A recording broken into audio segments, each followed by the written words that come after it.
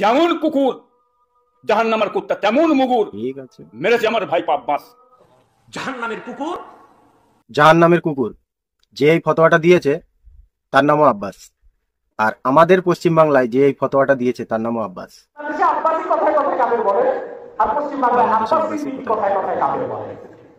ফুরফুরা পীর সাহেবদের এই ভাষায় কথা বলতো, জ্যান্ত কবর দিত। ইসলামের দৃষ্টিকোণে এটাকে কোন না না না, আমি ইসলাম এই ধরনের কথা আমি ইসলাম বলতে পারি সত্য কথা বলার জন্য। কিন্তু উল্টো দিকে যারা সেদিন যাব না বা থাকবো না আমি ওতে নেই বলেছিল, তারা জাতির সঙ্গে গাদ্দারি করেছিল।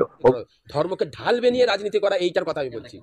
ধর্মকে ঢাল বানিয়ে রাজনীতি করতে দিলে হবে না। এটা রাজনীতি করা শুধু সুন্নাত না, সকল নবীগণের সুন্নাত।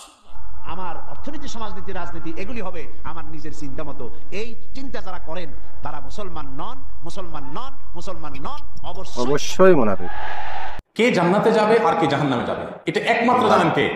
আল্লাহ রাব্বুল আলামিন, আর কেউ জানেন না। কারণ নাম ধরে যে উনি জাহান্নামী এই কথা কিন্তু বলেনি। আব্বাস সিদ্দিক কোরআন হাদিসের বিরুদ্ধে কথা বলছে, আল্লাহকে সাক্ষী রেখে বলছি ও মুসলমান নয়, প্রমাণ করে উঠবো ইনশাআল্লাহ। আর আমি এটা ইনশাআল্লাহ প্রমাণ সহ বলতে পারি, যে সকল ব্যক্তি, যে সকল পীরজাদা, যে সকল আলেম এর মতো একটা জানোয়ারের ভক্ত মুরিদ হয়েছে, তাদের একটা কারো ঈমান নেই।